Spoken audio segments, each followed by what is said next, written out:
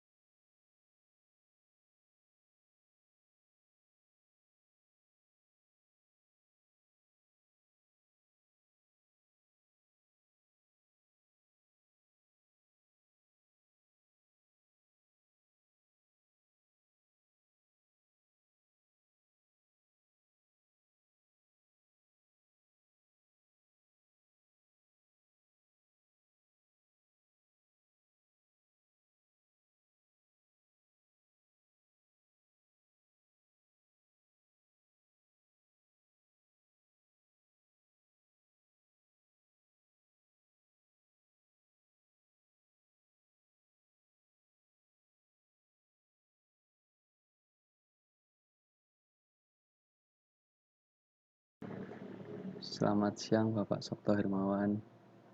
Mohon izin untuk menunggu Pak. Halo Mas Anon. Mohon izin untuk menunggu. Selamat siang. Prof. Agus Mas.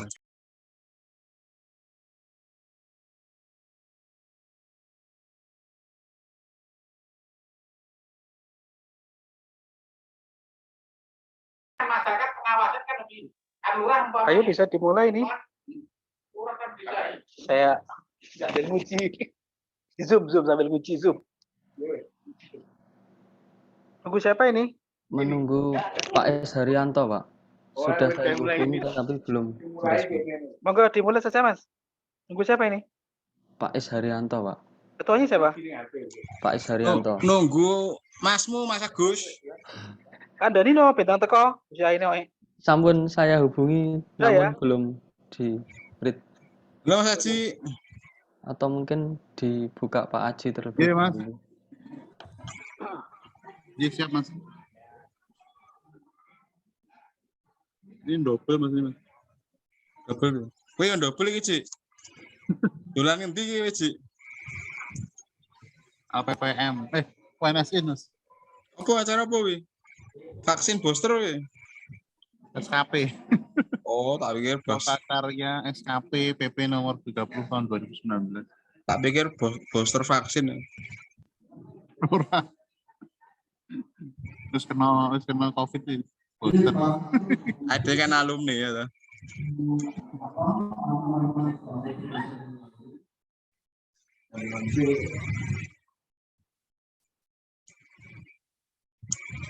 Udah kampus pilih rumah pengunjung udah kataan kolor jadi sini mundur loh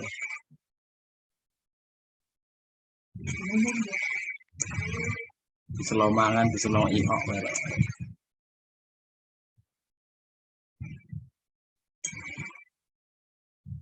kata ya di sini ya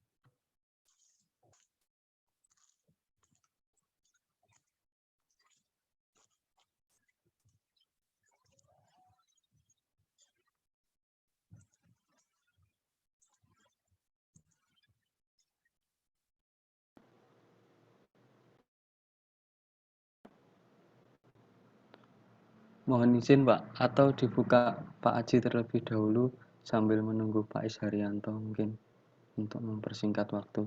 Karena beliau sudah saya hubungi namun belum di-read tuh.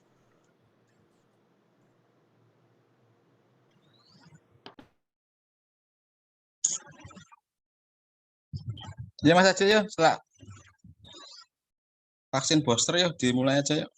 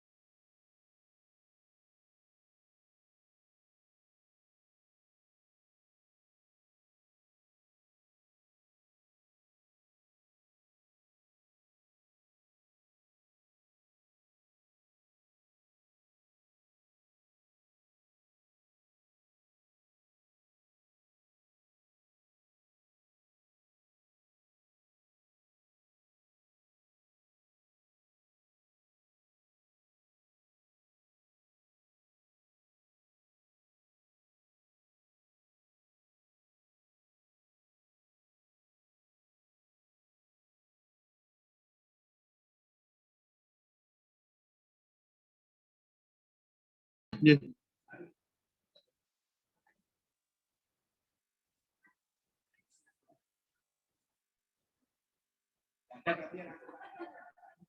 Mas Anon, ini ketuanya siapa ya Mas Anon? Ketuanya Pak Is Haryanto Pak, sudah saya Oh ya. hubungi namun belum di-read. Baik, kita tunggu dulu ya, karena saya double ya Mas. Oh nggih, nggih Pak. Iya, kita tunggu Pak Is kalau gitu. Terima kasih Oh ya. nggih.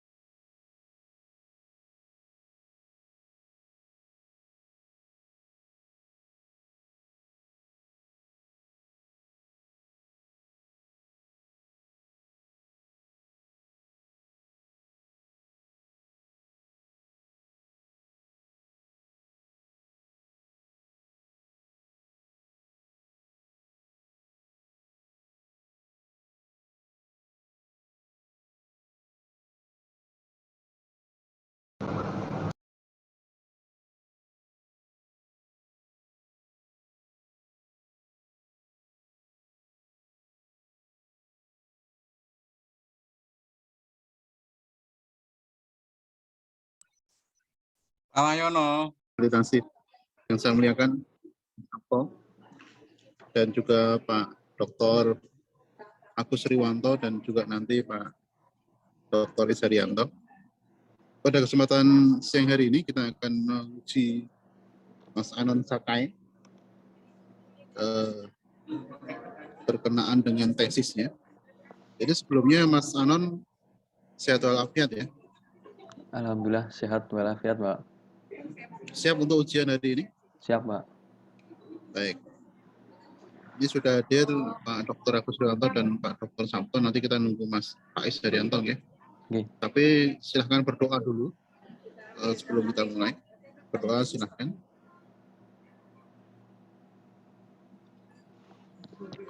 Cukup nih. Oke. Baik, semoga yang diharapkan bisa tercapai siang hari ini. Amin.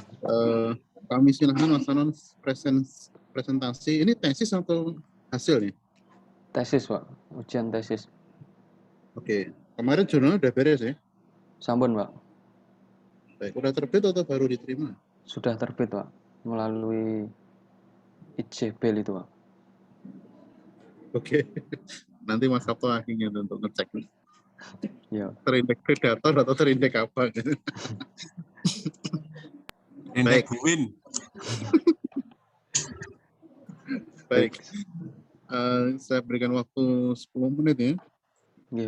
Ini pukul 11.48 nanti 11.59 sudah selesai ya.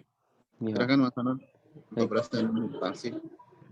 Baik, izin share terlebih dahulu, Pak.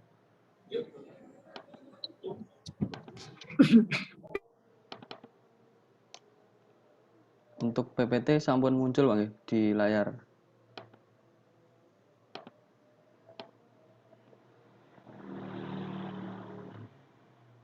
Baik, sebelumnya Assalamualaikum warahmatullahi wabarakatuh.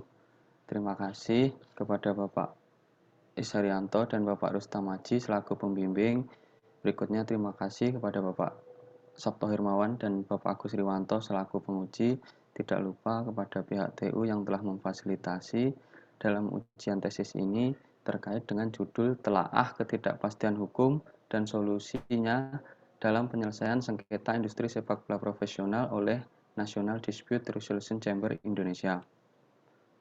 Nah, setidaknya terdapat 4 hal penting dalam latar belakang, yaitu terkait isu hukum, di mana terdapat Badan Penyelesaian Sengketa Kontrak Khusus Pemain Sepak Bola Profesional bernama NDRC ini, yang kewenangan dalam menjalankan fungsinya menggunakan asas lex sportiva.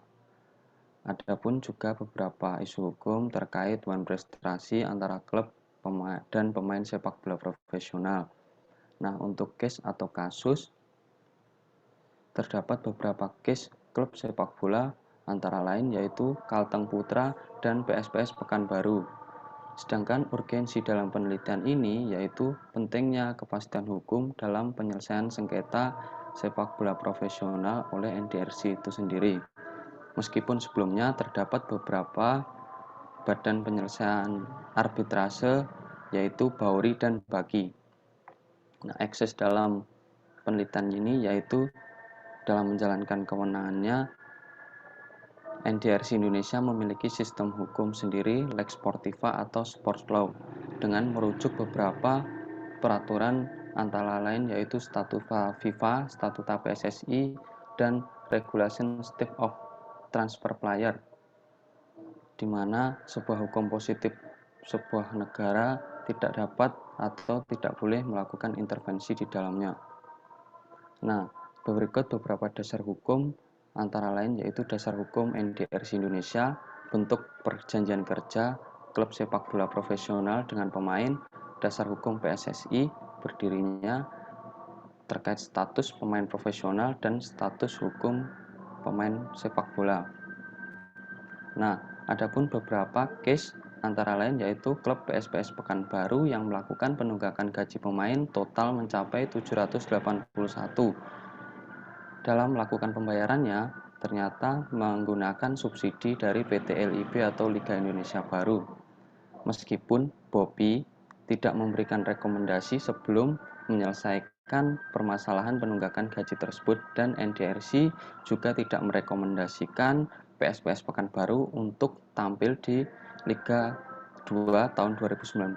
Namun faktanya PSPS Pekanbaru masih tetap mengikuti kompetisi. Sumber tersebut didapat dari wawancara kepada Eko Nur Kristianto selaku peneliti hukum Kemenkumham. Berikutnya ada case dari Persis Solo yang total mencapai penunggakan gaji 2,3 miliar, di mana 11 pemain mengalami penunggakan gaji pemain, 7 menggugat ke NDRC, dan 4 pemain ternyata tidak memiliki salinan kontrak. Hal tersebut cukup mencengangkan, di mana sebuah pemain ataupun orang yang melakukan perjanjian tentu harus memiliki salinan kontrak, di mana ketika terjadi sengketa ataupun permasalahan hukum dapat diidentifikasi lebih jelas. Ada juga case dari klub Kalteng Putra. Nah, berikut beberapa berita ataupun isu penunggakan gaji pemain yang masih masif di Indonesia. Sebagaimana diketahui bersama bahwa nilai-nilai dasar dikemukakan oleh Gustav Rechtbroek, orientasinya adalah untuk menciptakan harmonisasi pelaksanaan hukum. Tujuan hukum antara lain yaitu adanya keadilan, kemanfaatan, dan kepastian hukum. Nah, dalam rumusan masalah pertama yaitu bagaimana ketidakpastian hukum yang terjadi dalam penyelesaian sengketa industri sepak bola profesional oleh NDRC Indonesia. Kedua, bagaimana solusi ideal dalam penyelesaian sengketa hukum industri sepak bola profesional oleh NDRC. Tujuan penelitian yaitu objektif dan subjektif. Manfaat penelitian ada manfaat teoretis dan manfaat praktis. Lalu untuk kerangka teoretis yaitu teori penyelesaian sengketa, teori economic analysis of law, teori manfaat, teori kepastian hukum, dan teori keadilan. Adapun kerangka konseptual yaitu terkait pengertian sistem hukum Indonesia, pengertian sistem hukum FIFA, dan peran fungsi NDRC Indonesia. Nah, kerangka berpikir seperti ini. Lalu untuk metode penelitian yaitu menggunakan jenis yuridis normatif. Untuk pendekatan penelitian yaitu pendekatan peraturan perundang-undangan dan pendekatan konseptual. Jenis dan sumber bahan hukum, pertama bahan hukum primer, sekunder, dan tersier. Untuk teknik pengumpulan bahan hukum yaitu studi kepustakaan atau library research, dan teknik analisis bahan hukum yaitu interpretasi bahan hukum menggunakan analisis data kualitatif. Nah, untuk pembahasan pertama yaitu terkait sebelum adanya NDRC ini terdapat beberapa lembaga sengketa hukum kontrak pemain yaitu melalui BAKI dan BAURI. Nah, beberapa hal cukup menarik yaitu terkait status pemain. Dulu ketika terjadi sengketa kontrak pemain, beberapa pemain dari klub PT Persegres Putra yaitu klub Persegres Gresik United melakukan gugatan, namun ternyata dimenangkan melalui PT UN sebagai putusan tersebut. Nah, untuk beberapa definisi kepastian hukum yaitu adapun beberapa definisi dari Bapak Isharyanto, Prof. Maria Sumarjono, dan Sutekto Martokusumo. Nah, di mana letak ketidakpastian hukumnya yaitu pertama, terdapat faktor penyebab ketidakpastian hukum di Eropa atau di negara maju sepak bola menundukkan diri terhadap statuta tersebut bisa jadi menjadi salah satu terciptanya ketidakpastian hukum. Terus di mana letak ketidakpastian hukumnya yaitu terkait putusan NDRC terhadap klub PSPS Pekanbaru terkait sanksi dalam penunggakan gaji pemain, yaitu sanksi diberikan NDRC adalah tidak boleh mengikuti kompetisi dan larangan transfer 3 periode musim. Namun nyatanya PSPS Pekanbaru masih dapat mengikuti kompetisi. Nah, putusan kedua yaitu terkait klub Kalteng Putra, di mana meskipun masih memiliki tunggakan gaji pemain, namun masih juga bisa mengikuti kompetisi di tahun 2019. Nah, titik singgung dari Lex Sportiva dan Hukum Positif Indonesia yaitu terkait status badan hukum klub sepak bola profesional berbentuk PT karena klub sepak bola profesional berorientasi kepada profit atau keuntungan. Nah, berikutnya yaitu status keimigrasian dan ketenagakerjaan klub sepak bola dengan pemain profesional, meliputi pemain asing, pemain lokal ataupun yang cukup baru, yaitu terkait naturalisasi pemain. Nah, berikutnya yaitu terkait izin pertandingan sepak bola di mana harus mendapatkan izin dari pihak kepolisian atau keamanan. Beberapa faktor penyebab terjadinya penunggakan gaji pemain antara lain yaitu faktor finansial klub dalam pengelolaan yang belum profesional secara menyeluruh. Berikutnya, tingkat kesadaran hukum pemain dan pengurus klub sepak bola profesional yang masih rendah dikonfirmasi pada latar belakang di mana pemain yang melakukan perjanjian tidak memiliki salinan kontrak tersebut. Berikutnya yaitu independensi kelembagaan PSSI yang belum konsisten dalam menjalankan kewenangannya karena NDRC ini letak eksekutorialnya yaitu oleh PSSI itu sendiri. Nah, solusi hukum dalam penyelesaian masalah tersebut yaitu pertama bagi pemain memperbaiki budaya hukum melalui beberapa organisasi penting seperti APPI atau Asosiasi Pemain Profesional Indonesia, kedua mengedepankan itikat baik, lalu melakukan monitoring dan evaluasi kelembagaan oleh PSSI dan mengoptimalkan sumber pendapatan klub. Adapun beberapa sumber pendapatan klub yaitu pertama sponsorship, kedua merchandise atau penjualan tiket, yaitu ketiga melalui broadcasting. Kesimpulan dari penelitian ini pertama, dalam menjalankan putusannya, NDRC tidak memiliki lembaga eksekutorial karena letak eksekutorialnya yaitu lembaga induk PSSI itu sendiri. Jelas bahwa bidang penyelesaian sengketa industri sepak bola berjalan begitu pesat. Diperlukan beberapa ataupun keseluruhan sumber daya manusia yang kompeten di bidang hukum, khususnya hukum olahraga.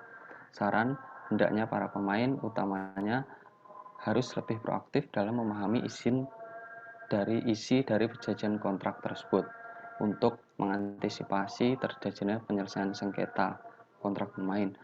Bagi klub sepak bola profesional, meningkatkan sumber pendapatan dan hak siar untuk mencukupi atau memberikan advice bagi pemain sesuai kontrak yang telah disepakati. Bagi pemerintah ataupun PSSI, sistem hukum FIFA dan sistem hukum positif dalam sebuah negara dapat saling melengkapi serta mendukung sehingga terciptanya industri sepak bola profesional yang lebih baik. Mungkin itu saja dari saya. Bila terdapat saran dan informasi berikutnya saya kembalikan kepada Bapak Aji. Terima kasih. Baik, terima kasih Mas Anon ya.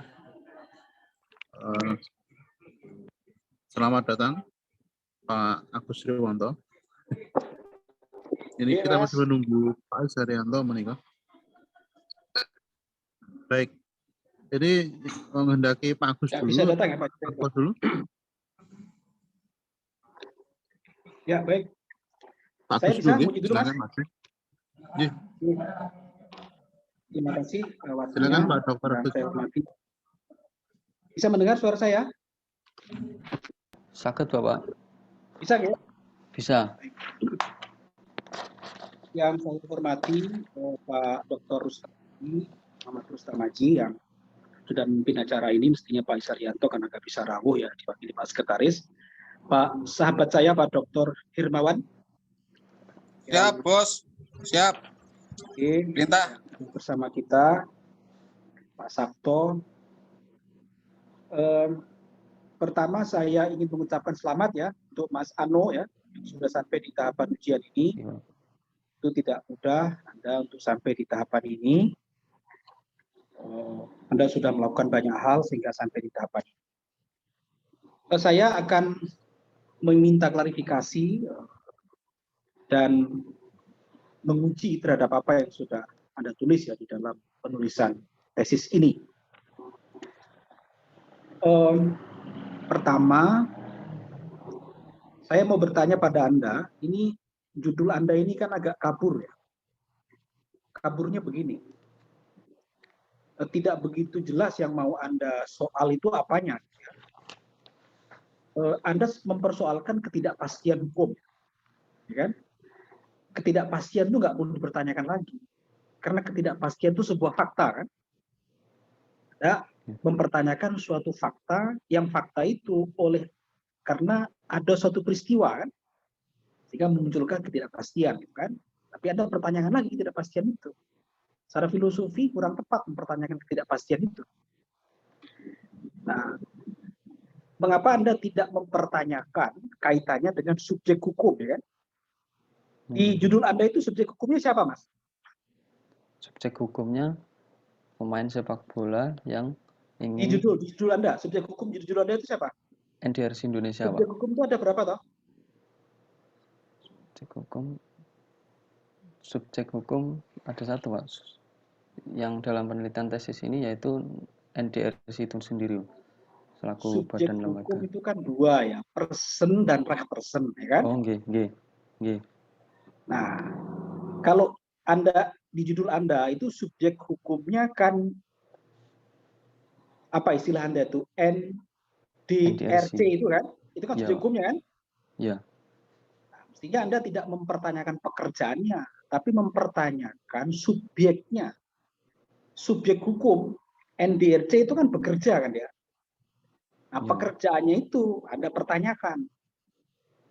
Jadi yang Anda pertanyakan justru terkait dengan soal peran, fungsi, kinerjanya kan gitu. Melahirkan ketidakpastian gitu kan. Lalu Anda mengkonstruksikan bagaimana sih supaya NDRC itu bekerjanya itu memenuhi azas-azas hukum. Ketidakpastian itu azas, Mas ya. Kalau Anda belajar rekrah itu kan azas itu ada 3 azas umum ya. Satu kepastian, kemanfaatan, keadilan. Itu azas hukum umum. Nah, setiap azas, setiap objek dalam sebuah peristiwa hukum itu selalu memiliki azas sendiri-sendiri. Anda baru sampai azas umum itu namanya. Kemanfaatan, keadilan, kepastian itu azas hukum umum. Nah, di dalam pengelolaan fungsi NDRC ya, sebagai subjek hukum ketika dia melaksanakan fungsi mediasi, itu punya azas sendiri mestinya.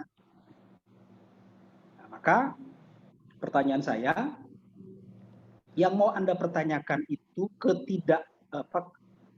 ketidakpastiannya itu sebagai suatu masalah, atau masalahnya itu sebetulnya pekerjaan NDRC yang ada masalah kan?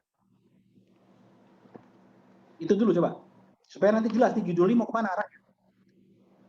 Pertama yaitu terkait dengan pekerjaan yang dilakukan oleh NDRC itu memunculkan ketidakpastian hukum terhadap pemain sepak bola yang menggunakan atau melakukan penyelesaian sengketa melalui NDRC itu, Pak.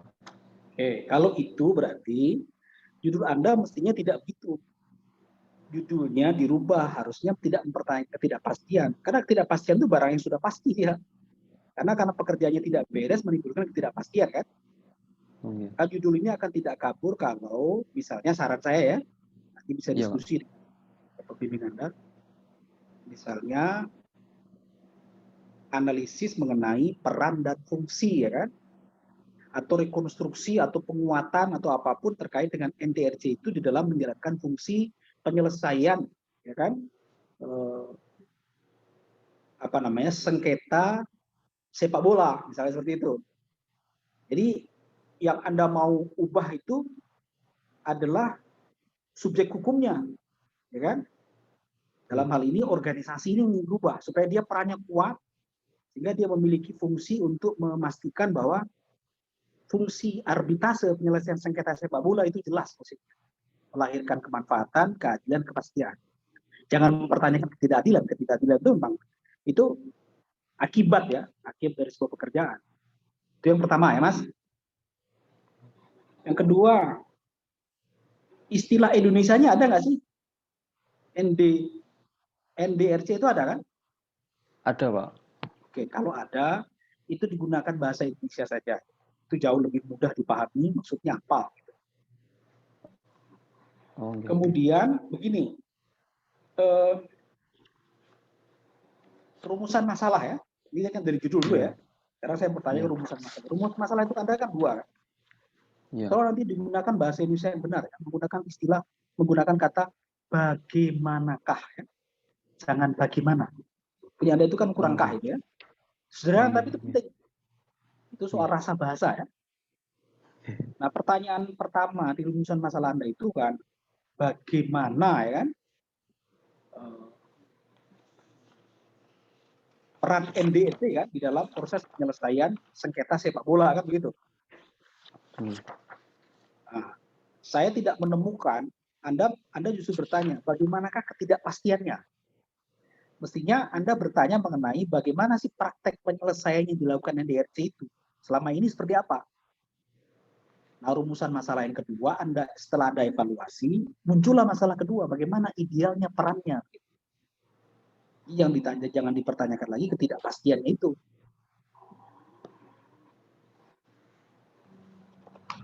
Kemudian yang ketiga, Mas, pada kerangka teori, saya tidak bisa memahami ya maksud Anda ini bagaimana ya. Anda akan menggunakan teori sistem hukum Indonesia, lalu sistem hukum FIFA. FIFA itu negara bukan, sehingga ada sistem hukumnya. Kan tidak apple to apple, ya kan? Coba Anda jelaskan, itu bagaimana maksud Anda itu? Sistem hukum Indonesia dan sistem hukum FIFA, itu maksudnya. Yang satu swasta, satu negara, karena sistem itu selalu terkait dengan urusan perspektif kenegaraan, bukan negara. Kalau bukan negara, ini tidak sistem. Coba Anda jelaskan maksudnya apa itu? Baik, pertama yaitu FIFA tersebut memang bukan sebuah negara karena FIFA tersebut termasuk sebuah INGO atau International Non-Government International Non-Government Organization. Nah, FIFA tersebut juga memiliki sistem hukum sendiri yang dinamakan Lex Sportiva atau Sport Law, hukum keolahragaan tersebut, Pak, di mana hukum tersebut wajib diikuti dan dilaksanakan oleh anggota di dalam FIFA tersebut. Nah, kenapa saya masukkan sistem hukum FIFA tersebut? Karena FIFA ini memiliki independensi di pasal 5 kalau tidak keliru, Pak. Itu hukum positif sebuah negara tidak boleh mencampuri atau mengintervensi dari hukum FIFA tersebut, di mana hal ini telah atau sudah pernah terjadi di Indonesia tahun 2008 ketika Imam Nahrawi tersebut melakukan intervensi dengan menghentikan sebuah kompetisi, Pak. Selanjutnya Indonesia di-banned itu, Pak. Oke, saya paham maksud Anda. Itu semakin membingungkan cara Anda menjawab itu. Karena begini, Mas, bukankah sepak bola, ya kan, itu kalau terkait dengan soal fungsi NDRC yang Anda maksud tadi Lex Sportiva itu bukan sistem menurut saya. Karena itu, jadi begini, kalau alasannya ini menjadi sistem oleh karena tidak boleh negara terlibat di dalamnya, tidak boleh mengintervensi karena ini NGO dan seterusnya, itu menjadi tidak tepat. Tidak tepatnya begini, ini kan urusannya privat kan sebenarnya. Ya kan? Ini kan soal perjanjian kan, yang Anda kaji ini soal perjanjian kan, perjanjian antar klub gitu kan, lalu FIFA mengaturnya. Jadi memang sudah sewajarnya dia tidak menjadi bagian dari negara, karena ini bukan hukum publik sebenarnya, dia hukum privat. Ya, kalau hukum privat itu memang sudah sewajarnya negara tidak terlibat di dalamnya. Maka model penyelesaiannya adalah menyelesaikan dengan mekanisme yang diatur berdasarkan kesepakatan kan. Kalau dalam hukum perdata, konstitusi tertinggi itu apa? Perjanjian kan, kesepakatan itu. Ya kan? Nah, kalau itu adalah sebuah mekanisme yang diatur oleh mereka sendiri, nah itu tidak sistem hukum namanya. Itu subsistem saja. Sama seperti dalam hukum perdata kan. Hukum perdata itu semua aspek diselesaikan oleh mereka yang buat perjanjian sendiri. Bagaimana intervensi negara? Yang nggak bisa mengintervensi, namanya saja hukum privat. Bahkan kalau filosofi pengadilan kan tidak boleh kan. Hakim itu tiba-tiba memutus perkara kan. didamaikan dulu, dicari solusi alternatifnya dulu. Kalau tidak ada, baru negara terlibat di dalamnya. Itu bukan sistem menurut saya. Jadi Anda jangan mengefiskan antara sistem hukum Indonesia itu dengan sistem hukum FIFA. Menurut saya sesuatu yang berbeda. Nanti Anda diskusikan lagi dengan pembimbing Anda. Berikutnya, Mas. Judul Anda ini kan ingin mengolah atau memberi solusi ketidakpastian terhadap kinerja RTNJ itu kan, Ya. dalam sengketa. Tapi saya baca-baca semua dari tulisan Anda ini, teori Anda itu nggak ada teori sengketa. Ya kan? Sengketa itu apa, Mas? Sengketa itu apa? Permasalahan hukum yang terjadi antara pihak satu dengan pihak lainnya, Pak. Nah, kalau sengketa itu menjadi core dari penelitian Anda, mestinya sengketa itu masuk di teori. Ya. Sengketa itu apa?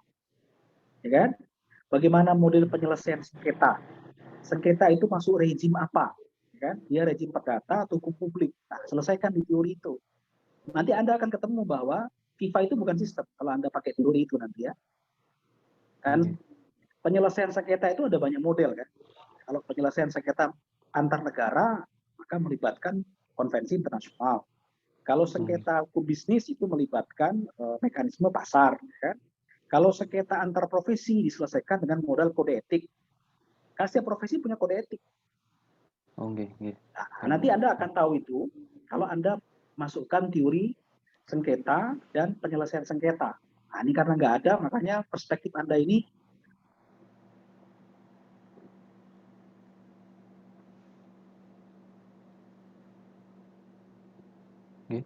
Pak Agus, mohon izin terputus.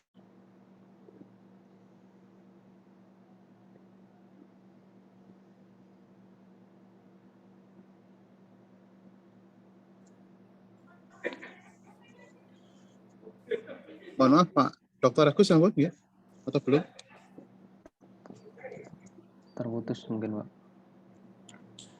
Lanjut Mas, jadi saya sambil muci sebelah. Lanjut. Penjelasannya gimana? Bagaimana Mas? Atau Pak mungkin sudah atau masih ada? Kelihatannya disconnected itu Mas. Oh, disconnected. Pak. Rawuh Mas Dis. Tapi masih ada pertanyaan atau belum ya? Ya nanti lanjut aja. Nyekat yang dalan. Ya. Ini Mas Dis dulu atau Pak Sabto dulu? Itu Pak Agus lagi Mas.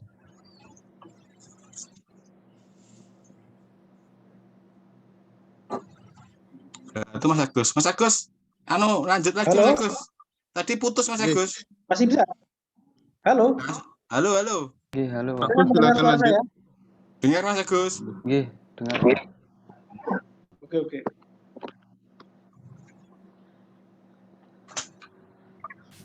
Berikutnya Mas.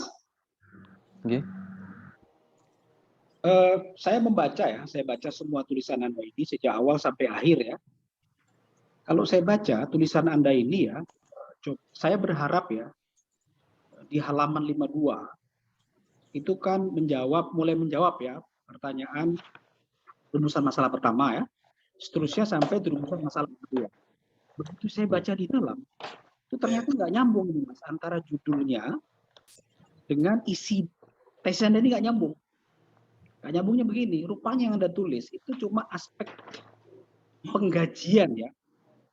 Jadi kalau ada pemain sepak bola ini tiba-tiba penggajiannya nunggak, gitu, lalu diselesaikan sengketanya. Sementara di judul Anda itu saya baca pertama, ini kesannya makro banget, besar banget masalah ini gitu ya. Karena menyangkut soal bagaimana penyelesaian sengketa problem sepak bola, kira-kira begitulah ya. Tapi begitu di dalam, ternyata masalahnya sempit. Anda hanya bicara soal penunggakan gaji gitu ya. Pertanyaan saya, kenapa Anda nggak fokus di situ saja? Sehingga sengketa yang Anda maksud itu sengketa penunggaan gaji saja. Karena tidak semua Anda tulis di situ sebenarnya. Nah kalau membicarakan mengenai kewenangan NDRC itu kan sangat luas ya kan. Jadi Anda nggak fokus malahan. Kalau mau fokus justru Anda tulis saja menyangkut soal yang di halaman 52 dan seterusnya itu soal penggajian saja. Gimana Mas? Coba Anda tanggapi itu. Baik, menanggapi Pak, terkait peran dan fungsi itu sebenarnya sudah terdapat di peraturan PSSI tentang NDRC itu sendiri, di mana peran NDRC itu adalah menyelesaikan sengketa oleh klub antar pemain, klub antar klub, dan klub antar pemain SSB atau sekolah sepak bola, Pak. Nah, itu saya kerucutkan ke penyelesaian atau permasalahan gaji pemain karena peran NDRC itu sendiri memang untuk hal 3 tersebut tadi, Pak. Nah, kalau Di begitu dalam saran saya peraturan, supaya dia isinya dengan judul nyambung, juga dengan rumusan masalah nyambung. Anda fokus saja. Tulisan yang baik dalam penulisan disertasi atau tesis itu kalau fokus. Kecuali Anda bisa membuat lebih luas lagi mengenai peran NDRC itu Anda kupas semua. Kan nggak Anda kupas semua ternyata. Hanya soal penggajian saja. Dan ternyata itu bukan contoh, tapi itu menjadi core yang Anda bahas. Itu menjadi tidak fokus. Kalau orang awam membaca, ini kabur penelitiannya ini ya. Nah kemudian, saya tidak menemukan juga ya, menyangkut soal solusi yang Anda sampaikan itu kan. Anda kan mau beri solusi ideal ke depan ya, bagaimana sih penyelesaian sengketa sepak bola itu dia lebih berkepastian hukum gitu kan. gitu. Nah, kalau pada kepastian hukum itu kan salah satu azas saja. Nah, dalam acap kali kita sering bertemu ya, kalau kita memastikan hukum belum tentu mendapatkan kemanfaatan. Kalau kita fokus kemanfaatan belum tentu adil, ya kan? Nah, tapi kalau orang disuruh memilih, sebenarnya ini soal pilihan hukum ya, pilihan azas. Umumnya orang memilih keadilan, bukan kepastian dan bukan kemanfaatan. Nah, sementara Anda ini kalau dari judul Anda kan mau memastikan saja kan. Nah, pasti itu harus Anda jawab, pasti itu akan melahirkan keadilan atau tidak? Atau pasti itu akan mewujudkan kemanfaatan? Nah, ini Anda perlu fokuskan di situ. Nah, tampaknya Anda hanya menginginkan kepastian, karena judul Anda kan ketidakpastian, bukan? Nah, pasti itu menimbulkan adil apa tidak? Belum tentu kan? Itu coba Anda fokuskan lagi. Nah, solusi yang Anda sampaikan itu, saya baca semua ya, itu kan solusinya mulai dari SDM, kemudian sosialisasi peraturan, dan seterusnya.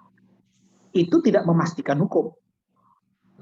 Kalau memastikan hukum, ini kalau kita bicara aspek hukum ya, jawabannya cuma satu. Kalau itu melanggar perjanjian, ada dua pihak nih, dua klub melanggar perjanjian, nggak terpenuhi penunggakan gaji, ya kan?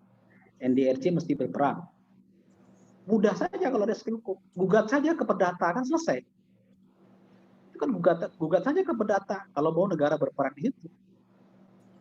Nah, karena kepastian itu dalam hukum mesti ada mekanisme yang memastikan itu. Nah, pengadilan itu pola memastikannya. Pak, ada tanggapi itu?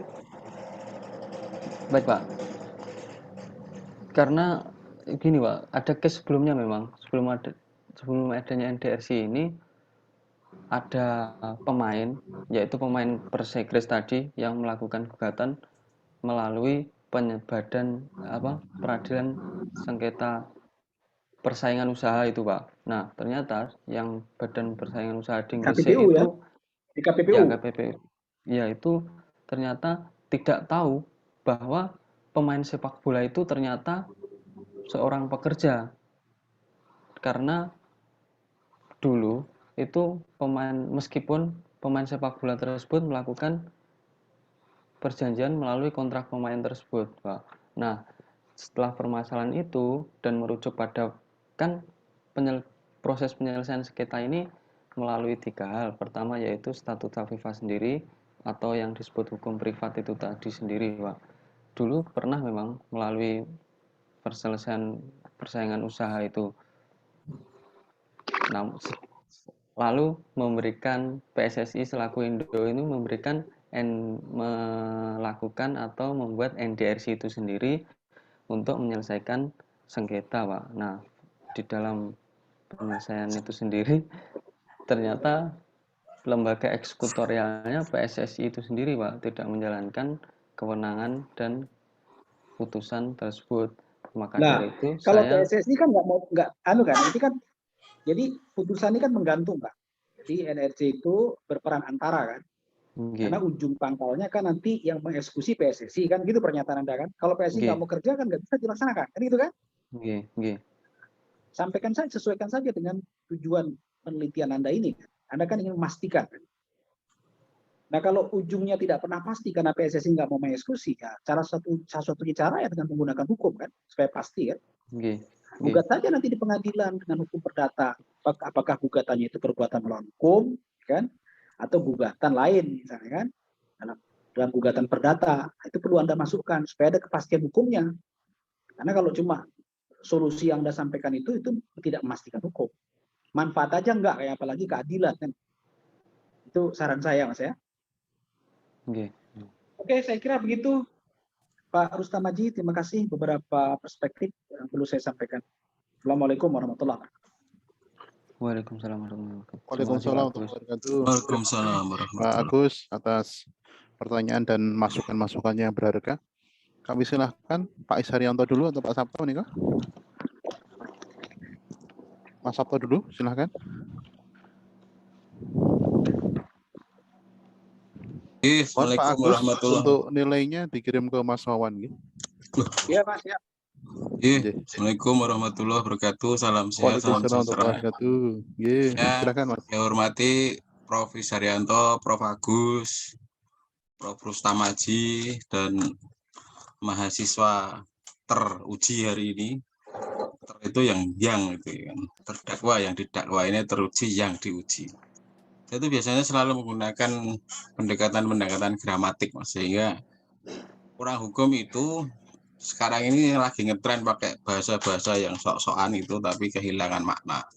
Seperti kamu ini hari ini menggunakan kata-kata yang rumit dan sebenarnya itu janjinya gampang kan begitu. Mas Anon, saya pengen tahu S1-mu mana Mas Anon? Dulu pernah saya tanyakan dulu. Di Brawijaya Malang, Pak. Oh, Brawijaya. Ya, oke. Dulu ambil apa S1-nya? Skripsi. Skripsi saya prodi khusus HAN, Pak. Terkait, HAN, ya. Iya. HAN terus duduk itu apa? Ambil HAN. Terkait menerbangkan balon udara tanpa awak sebagai kegiatan budaya di Ponorogo, efektivitas pasal 153 Undang-Undang Penerbangan, Pak. Oh, lahane nang ndi kuwi? Ora nek hane kuwi pidana itu Tuhan. Terkait efektivitas sebuah peraturan perundang-undangannya, Pak. Ya wis, sakarepmu. Iya. Yang jelas kuwi nek kuwi pidana itu Tuhan. Mas, kamu menuliskan tesis hari ini, kamu ujian tesis, berarti kan kesimpulan dari akhir ending ujian ini kan hanya ada dua nih, ya kan? Ujian lagi atau tidak lulus kan begitu. Kira-kira menurut kamu hari ini kamu akan lulus enggak kira-kira? Lulus, Pak. Oh iya, apa yang menyebabkan kamu lulus hari ini? Reason apa? Wong kamu pertanyaan dari Pak Agus enggak ada yang bisa kamu jawab kok. Pertama, saya cukup menguasai penelitian yang saya lakukan, Pak. Ya, bener nih, jujur jawabanmu. Ya, Pak. Dan tadi nggak bisa jawab pertanyaannya Mas Agus. Di mana letak menguasainya?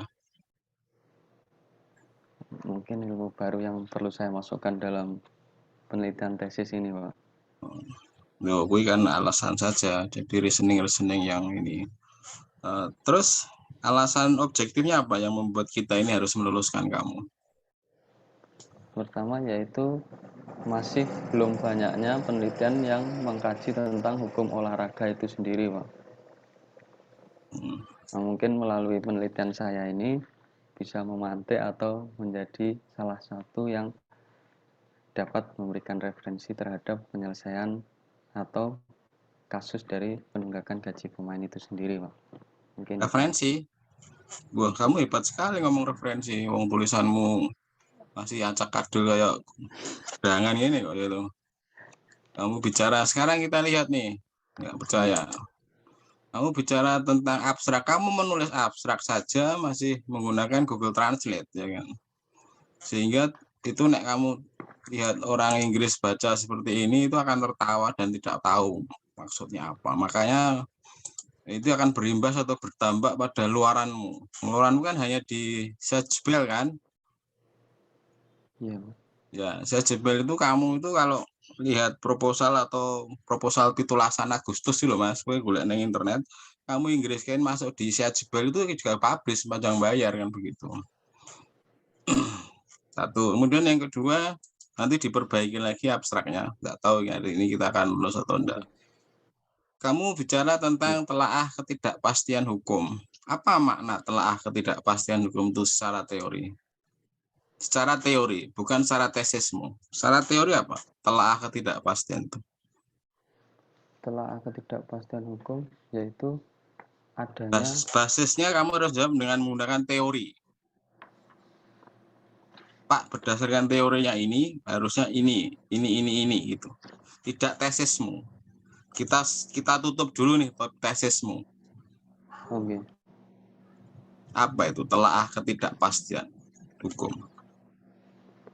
Yaitu mengkaji terkait adanya ketidakpastian hukum itu sendiri, Pak. Nah, teori yang relevan untuk digunakan pertama yaitu teori kepastian hukum. Saya hanya menanyakan apa makna telaah ketidakpastian hukum.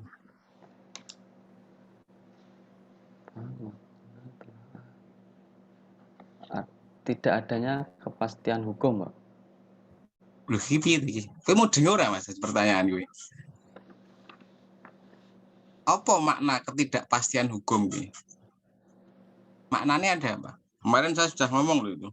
Umberto Avila. Jangan dibuka skrip. Tesismu ditutup dulu tesismu. Kamu hadap saya. Kamu kan sudah selesai dan kamu kan sudah merasa hebat tadi. Akan dijadikan pemantik dan referensi tulisan tentang hukum olahraga di masa yang akan datang. Jadi kamu tutup dulu ini tesismu. Kita baca sekarang. Kamu hadap ke kami, ya kan? Sekarang apa makna ketidakpastian hukum itu menurut Humberto Avila?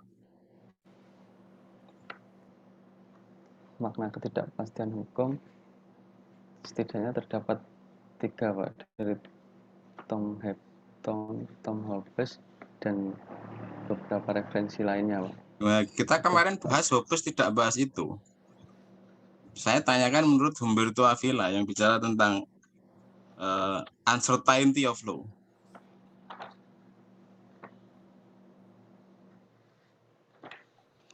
Tutupan, tesismu tutupan, kamu hadap saya terus kamu jawab. Saya pikir kamu kan harus bisa menghadapi ini ujian tesis soalnya, ini bukan bimbingan, ini ujian tesis.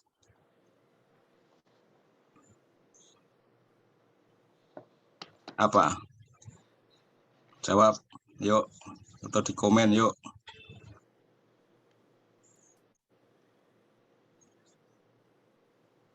Kepastian hukum memerlukan terjadinya sebuah kepastian di mana terdapat kemanfaatan dan keadilan di dalamnya, Pak. Sehingga mengumpulkan jawaban. Gue ngerti Tony Blank ora Mas? Tony Blank di YouTube itu. Ngerti? Enggak, Pak. Ya, nonton yang Tony Blank jawabanmu ya ngono kuwi. Jadi dia bilang Tony Kum Blank itu Tony Kum Bayer kan begitu ya kan. Nanti kamu bicara kayak gini nomor 1 kamu nggak bisa jawab pertanyaan saya. Ada 3 pertanyaan yang kalau kamu nggak bisa jawab semuanya ya berarti nggak lulus kan begitu. 1 nggak bisa jawab. Kemudian yang kedua, Anda bicara tentang sudah banyak ditanyakan oleh Mas Agus, kita bicara tentang kamu di dalam abstraksimu menunjukkan bahwa penelitian ini menunjukkan bahwa sebaik apapun putusan NDRC Indonesia terkait kasus penunggakan ya harusnya.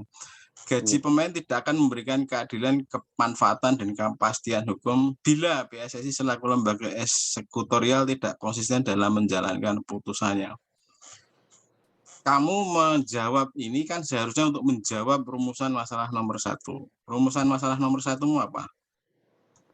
Terkait bagaimana ketidakpastian hukum terhadap putusan NDRC. Ya, oke. Stop.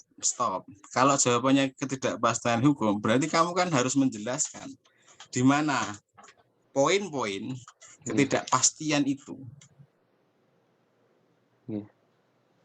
Kira-kira nyambung nggak dengan ringkasan yang kamu bikin? Ini baru ringkasan loh ini.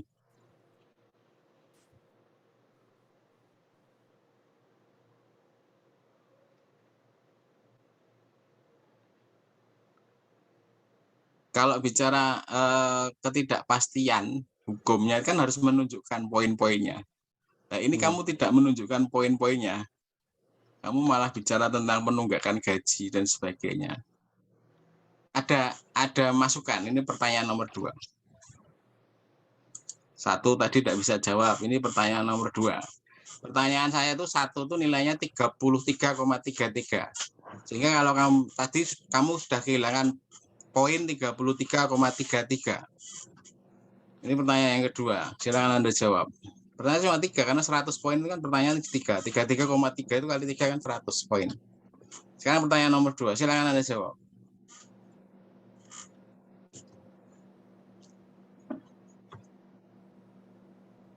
Yang mana Pak yang dijawab? Ya aduh, yang mana yang jawab, Pak Bibi. Loh, kowe iki piye to, Mas? Kowe iki wis sarapan durung kowe kuwi? Sampun, Pak. Tuh, wah, makanya kemarin itu ditunda. Mergone kayak ini sebenarnya ditunda itu ada hikmah alam bahwa kamu itu sebenarnya disuruh belajar dulu kan begitu. Karena kamu pertanyaan saya ulangi lagi. Aku ora ono radio RRI Mas, saya ulangan begitu. Nggih, Pak. Coba kamu baca di yang saya sampaikan tadi, kamu jawaban abstraksimu, ya kan? Abstraksi itu kan meringkas dari apa yang sudah kamu lakukan di penelitian.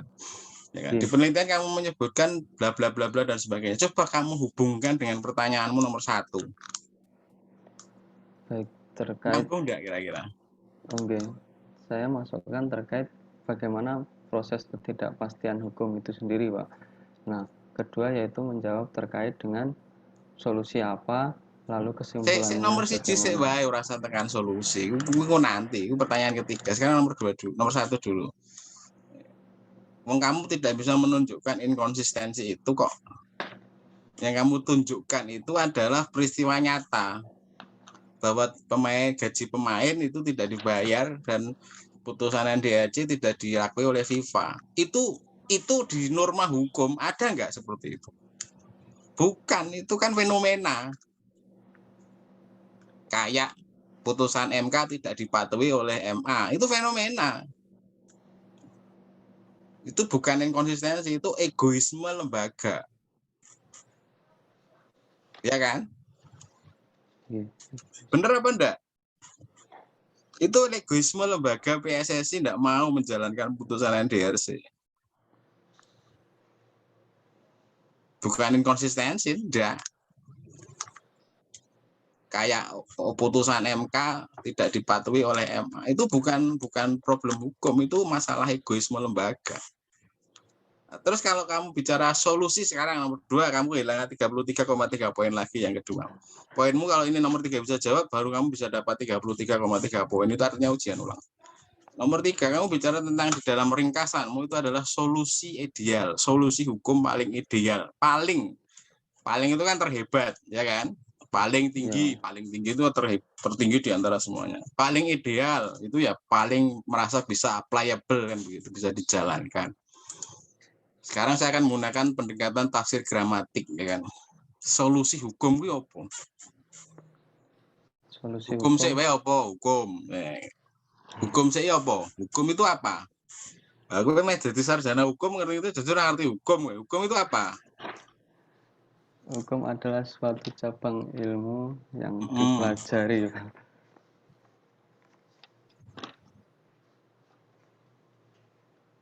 Terus terkait dengan solusi ideal itu hukum sih urung jawab. Hukum kuwi apa?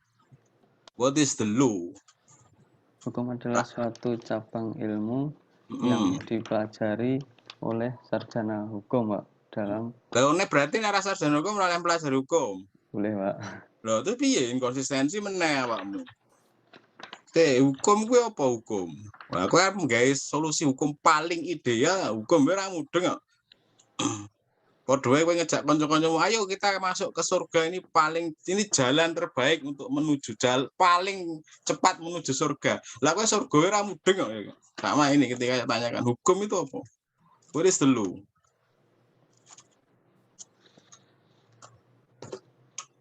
Hukum itu apa?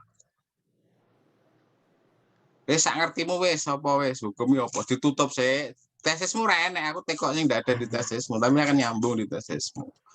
Hukum ki apa hukum kuwi? Hukum adalah Oke, rangkaian. sesuk dadi gelar, Mas. Gelarmu kan sarjana hukum, Mas. Ya kan? Ini nanti kalau kamu lulus, ya kan? Gelarmu kan magister hukum, ya kan? Hukum itu apa? Kan justru kok pacarmu ora mudeng wae hukum apa? Enggak ngerti aku gur mangkat awak waras tok ora mudeng kok ngerti-ngerti sing ngene iki ngerti-ngerti dadi gelar sarjana hukum magister hukum. Lah hukum ki apa? Apa hukum kuwi? Hukum adalah sebuah sistem hukum. Yo sistem hukum beda lagi dengan hukum no. Hukum adalah sebuah sistem yang saling mengkaitkan antara politik, ekonomi, dan berarti nek bukan politik dan ekonomi bukan hukum. Yang saling mengkaitkan, Pak, ada keterkaitan. Kalau tidak berkaitan berarti bukan hukum. Hukum, Pak. Lha piye? Aku dadi ora mudeng gitu. Oke lah, orang iso jawab separuh dari itu. Kalau kamu bicara solusi hukum, dari perspektif berangkat apa? Kamu positivisme kah? Sociological jurisprudence kah? Realisme hukum kah? Apa yang kamu sampaikan di ringkasan ini bukan solusi hukum. Ini adalah solusi-solusi sosiologis. Coba kamu baca di ringkasanmu. Melakukan sosialisasi hukum. Sosialisasi itu apa? Pendekatan sosiologi kan? Gini. Ya, lah terus yang kedua apa tadi meningkatkan SDM dalam bidang hukum. Nah, ini kan sosiologi, pelatihan ada mengek. Sekarang pertanyaannya Mas, paling ideal pemain bal-balan emang iso mbok kayak pelatihan hukum. Lah wong kowe sing dadi sarjana hukum ora mudeng kok. Mereka mending diajari main dribble bal kalau umpan atas, umpan bawah, long pass, short pass gitu kan. Ngono karo Sintayong. Ora enek Sintayong kon kowe pelatihan hukum, ora enek Sintayong ngono. Bicara Sintayong hanya bicara tentang durability, konsisten dalam semangat dalam 45 menit kali 2 kan begitu. Ini alasan-alasan solusimu ini adalah solusi sosiologis. Terakhir melakukan transplantasi hukum. Bila lex sportiva tidak dapat diterapkan secara profesional. Ini aku sangat bingung sekali ini. Transplantasi hukum bila lex sportiva tidak dapat diterapkan secara profesional. Ini maksudnya piye? Kalimat ini piye? Coba aku dijelaskan coba. Baik. Pertama yaitu terkait transplantasi hukum di mana teorimu transplantasi hukum teorinya sopo? Alan Watson kah? Apa Isin Orucu kah? Atau sopo? Apa teorine Mbah Mainto sing dodol angkring cedak mahmu apa sapa? Legal transplant itu apa toh? Transplantasi hukum itu menggabungkan satu. Iya, Pak. Itu merger hukum kuwi. Nek transplantasi hukum piye? Transplantasi hukum itu apa? Menggabungkan hukum satu dengan hukum lainnya untuk mencapai sebuah tujuan, Pak. Nah, contohnya apa? Contohnya, nek berdasarkan definisimu mau. Hukum satu dengan hukum yang lain. Apa loro-lorone cocok, po? Hukum perdata digabungke dengan hukum pidana. Iki cocok ora kuwi? Apa ngono kuwi transplantasi? Lah, Isin Orucu karo Alan Watson nek penjelasanmu iso bunuh diri lho, Mas.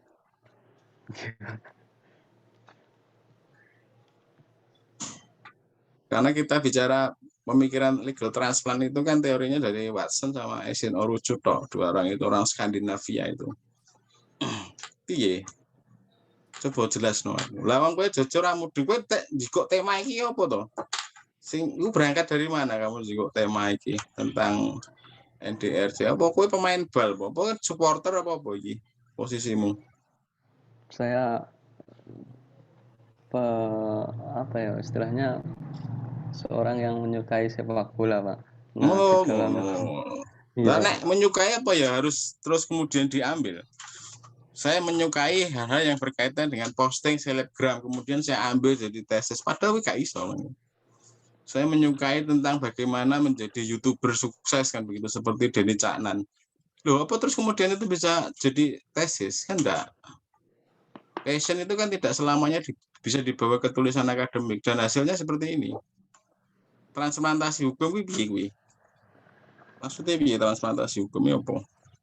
Solusimu itu loh. Solusi hukum ideal itu. Aku golek neng Collins Dictionary Mas, karo Gartner's Dictionary. Enggak ada definisi solusi. Solusi hukum itu kan. Solusi hukum. Karena solusi itu bisa macam-macam. Ada solusi psikologis, solusi sosiologis, solusi yuridis. Solusi hukum, makanya tak tanya solusi hukumnya apa? Itu kan jadi kalimat yang menurut saya perlu direinterpretasi secara fundamental. Nah, dan itu terbukti kamu tidak bisa jawab transplantasi hukum. Lagi kata dari 3 pertanyaan saya tidak bisa kamu jawab, itu baru ringkasan loh ya, baru ringkasan, belum ke substansi. Tadi saya katakan, kamu menyatakan, tak tanya di awal, kamu yakin tidak ini lulus? Yakin. Tapi 3-tiganya tidak bisa jawab. Terus mau merubah ini jawaban pertanyaan saya, apakah Anda akan yakin lulus hari ini?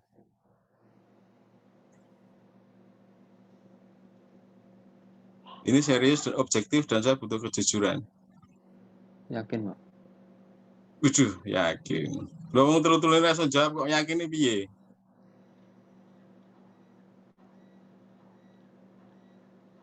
Di mana letak keyakinanmu?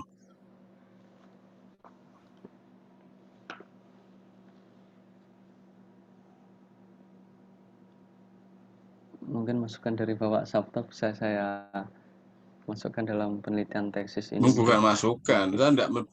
Saya tadi tidak memberi masukan. Saya mengajukan pertanyaan atas penelitian kamu. Bukan saya memberi masukan. Kalau memberi masukan nanti silahkan ini ditambahkan ini itu masukan. Saya kan mengajukan pertanyaan, ya kan. Katanya tadi kamu yakin, oke, secara subjektif yakin, maka perlu diuji. Indikatornya adalah 3 pertanyaan. Dari 3 pertanyaan itu kamu tidak bisa menjawab semuanya. Maka ini jadi pertimbangan kami, terutama promotor dan pembimbing 1 dan pembimbing 2, untuk melakukan ujian ulang atau tidak kan begitu. Karena kamu jawabannya kayak Forrest Gump, waton jawab kan begitu. Padahal kamu seorang magister hukum. Kalau S1-mu itu universitas yang tidak jelas gitu ya tidak apa-apa Mas. Tapi S1-mu Unibro, Brawijaya, apa tidak malu-maluin institusi Unibro kamu? Ya kan? Seperti ini. Ya, kira-kira seperti itu, nanti tolong didiskusikan. Kita akan mendiskusikan secara serius ini dengan Prof. Mustamat Rustamaji dan Prof. Isarianto selaku pembimbing kan begitu. Kira-kira seperti itu. Nanti saya akan ngikut aja putusan dari rapat kolektif kolegial tentang pengujian ini, karena dari abstraksi saja sudah inkonsisten ya begitu. Kira-kira seperti itu. Monggo Mas Aji, waktu saya kembalikan. Terima kasih atas waktunya. Assalamualaikum warahmatullahi wabarakatuh. Waalaikumsalam warahmatullahi wabarakatuh. Waalaikumsalam warahmatullahi wabarakatuh. Terima kasih Mas Sabto atas pertanyaan dan kritisinya. Mas Anan mau minum dulu. Oke. Anda kayak dehidrasi gitu. Iya. Kalau ada pertanyaan lo dijawab, saya kan bingung. Kalau Anda bingung ya repot, nanti nggak bisa jawab. Baik, selanjutnya Pak Dr. Isarianto, kami silakan. Monggo Mas Is, silakan. Terima kasih Dr. Rustamaji. Saya mohon maaf tadi telat bergabung. Habis di booster malah agak demam saya. Oh, makasih. Sudah di rumah atau di kampus nih Mas Is? Saya sudah di rumah. Ya. Oh, pakai booster apa tadi? Moderna. Waduh, Moderna ya. Wah, bahaya itu. 1 hari panas itu. Ya. Silakan Mas Is. Semoga sehat-sehat. Amin. Ya. Terima kasih. Di sini saya hanya ingin menyampaikan beberapa hal saja. Yang pertama, saya setuju dengan nasihatnya Dr. Agus Riwanto tadi soal skop penelitian. Jadi memang kalau kita membuat satu detailing masalah itu sebetulnya ya jangan terlalu tinggi ya. Ini saya bimbing Mas Anon itu kan ibaratnya saya harus selalu ancek-ancek ya. Karena konsepnya tinggi ya. Tapi yang sudah disampaikan ini adalah posisi laporan akhir yang paling akhir disampaikan kepada saya, terutama setelah saya diskusi dengan Mas Anon atas masukan-masukan penguji pada tahap sebelumnya. Sehingga hasil maksimalnya adalah ini. Apalagi sudah di warning sebelum tanggal 1 harus ujian, itu tentu saja secara psikologis juga tidak baik ya, baik untuk pembimbing maupun untuk peneliti sebetulnya ya. Jadi hari ini MKN maraton sampai nanti jam 11 malam itu ada jadwal ujian akhir semua. Dan saya kebagian hampir separuhnya di situ untuk menguji. Yang kedua, jadi ya kalau tadi ada masukan-masukan atau paling tidak yang disampaikan Dr. Sabto Hirmawan adalah sebenarnya substansi ya, yang juga saya pernah memberi penanda itu ya. Jadi kalau mau membuat gagasan soal transplantasi misalnya ya memang harus baca Thomas Watson itu ya. Tapi di FH itu ada Thomas Watson ya. Nanti tanya Dr. Rustamaji, itu sudah berso. Siapa Thomas Watsonnya FH itu? Angger nganggo mercy hijau lagi Thomas Watson FH. Wih, esin Naruto.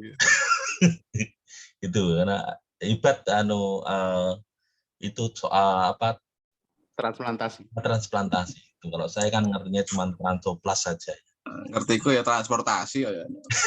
Ya, jadi itu ya Mas Anan ya. Jadi saya itu kadang heran kalau lihat situasi kampus itu banyak orang yang bicara itu tinggi-tinggi sekali sampai saya itu nggak gitu loh. Saya cuma cemas kalau ketabrak pesawat.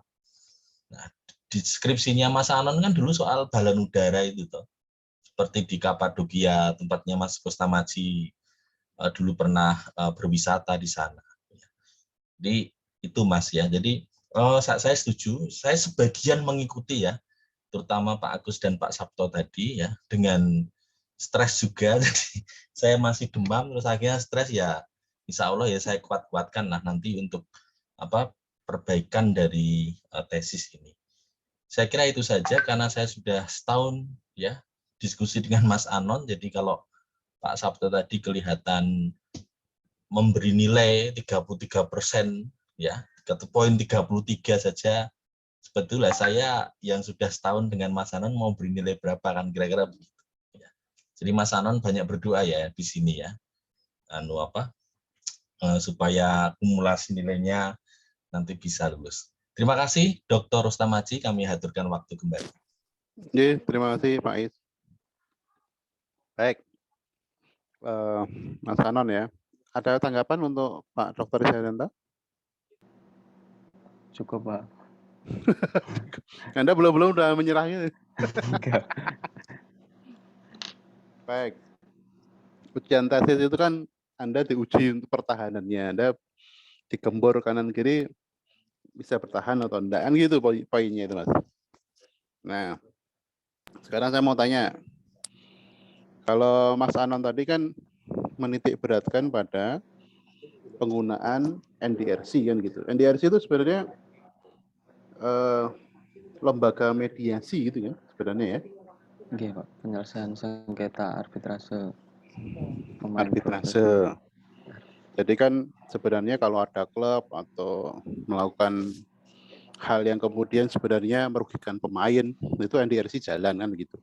Karena kan seakan-akan ada hukum khusus yang berlaku di lingkungan persepak bolaan, itu kan? Oke. Nah, Anda berpikirnya ini berarti ada semacam lex spesialis nih, kan gitu kan? Oke.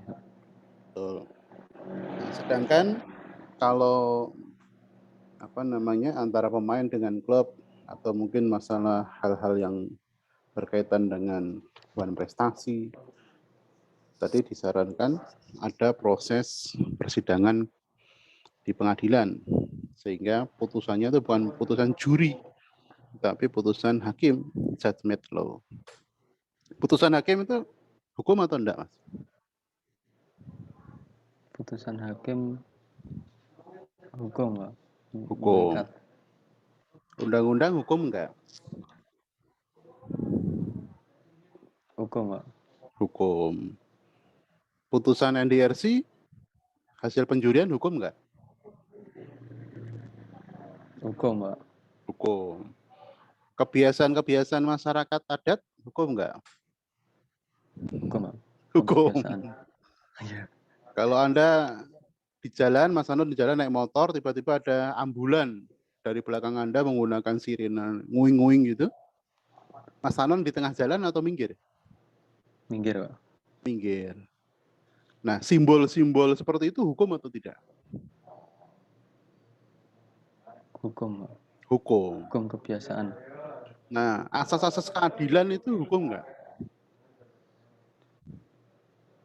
Hukum juga, Pak. Hukum juga. Nah, itu pertanyaannya Pak Sabto tadi kok nggak bisa jawab. Apa itu hukum? Kan simpel, Mas. Yang Anda sebutkan tadi, itu hukum yang disampaikan oleh Prof. Sutantio Wiknyo Subroto. Hukum itu apa? Ada 5, kayak balonku ada 5 itu. Rupa-rupa warnanya, kan gitu. Ada yang namanya hukum itu asas keadilan, ada hukum itu undang-undang, hukum itu putusan yang dibuat oleh hakim, hukum adalah kebiasaan-kebiasaan, dan makna-makna simbolik, gitu kan. Nah, nanti kalau ditanya, hukum menurut Prof. Barda bagaimana? Beda lagi. Hukum menurut Prof. Barda adalah norma dan nilai. Selesai. Gitu. Nanti kalau baca bukunya Pak Isharyanto beda lagi. Hukum itu apa? Nanti baca ya bukunya Pak Isharyanto. Misalnya gitu. Kalau nggak bisa jawab tadi, Mas Anon, Anda grogi atau mau minum dulu? Ya, Kalau Anda kena mental, grogi nggak bisa jawab nanti. Santai aja, santai. Baik. Sekarang gini Mas Anon ya, saya tanya lagi. Kalau ada lex spesialis, dalam hal ini lex sportiva, berarti kan hukum untuk permasalahan-permasalahan olahraga gitu ya.